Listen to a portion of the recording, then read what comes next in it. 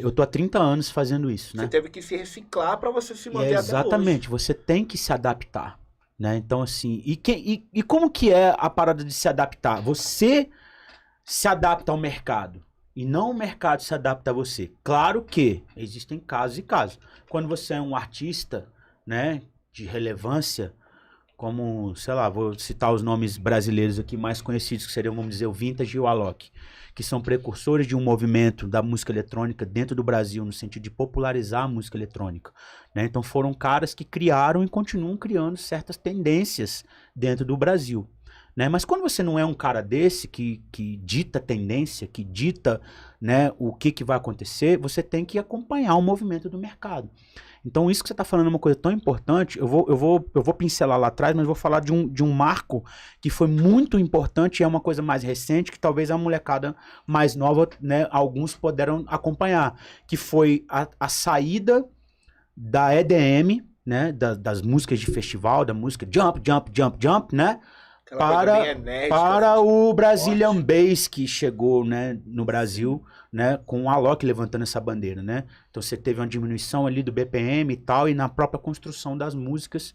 E o que aconteceu, cara? Alguns artistas não acompanharam essa mudança, né? Porque eu tenho meu estilo, porque isso, porque aquilo, porque eu faço, porque... E o que aconteceu? E perderam no caminho. Artistas que tinham até uma certa relevância na cena eletrônica daquela época se perderam no caminho porque não acompanharam o movimento do mercado.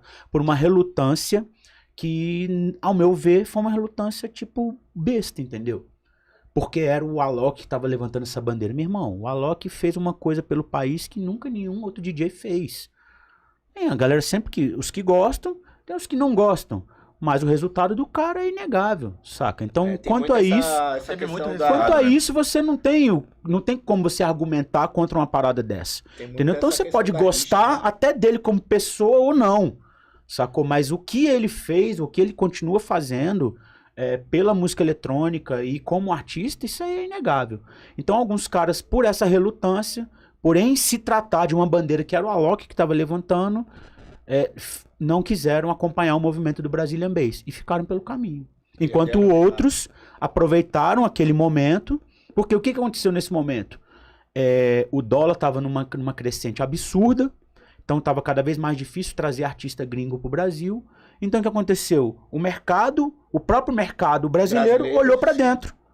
E aí o que aconteceu? Houve essa supervalorização, né, do artista brasileiro como nunca houve antes na história da música eletrônica. Se criou uma cena através do Brazilian Bass. E aí, cara, quem aproveitou esse momento e cresceu com esse momento, cara, hoje tá aí, a gente sabe, né, vários grandes artistas aí que hoje estão agora surfando agora na onda também até mesmo internacional. Tem muitos desses artistas que pegaram essa carona, por assim dizer, ali do Brazilian Bass e hoje estão trilhando carreira internacional. Então, lá atrás, em meados ali de 94, 95, quando começou a ter a migração dos discos de vinil para CD, então ainda assim não era MP3, era CD mesmo.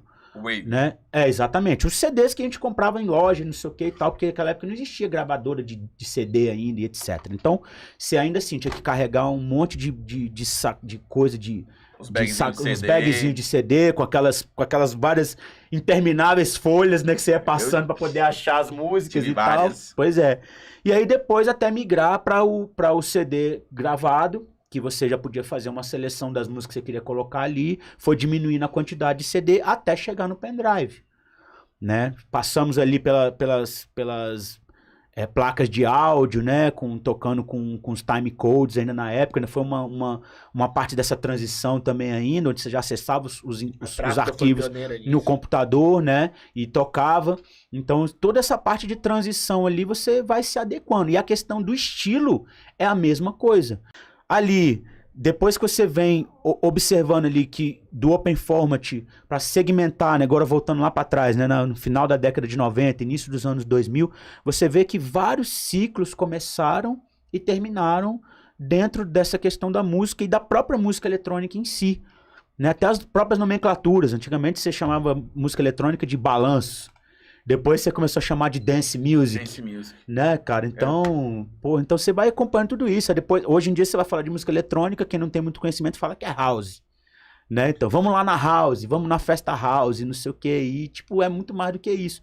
E a própria EDM mesmo, a própria nomenclatura EDM, que foi, né, associada ao estilo Big Room, né? Que EDM, qual que é o significado de EDM? É Electronic Dance Music. Né? Então, cara, Electronic Dance Music é qualquer música eletrônica. Mas ficou EDM associado como sendo aquele estilo Big Room, o estilo dos festivais. Então você vê como tem tanta coisa que você tem que observar. E aí, sempre vou dar uma puxadinha aqui pra falar do meu curso, tá, galera? Porque depois vocês me chamam depois lá no Instagram que a gente conversa a respeito. Tá na descrição lá teu Insta.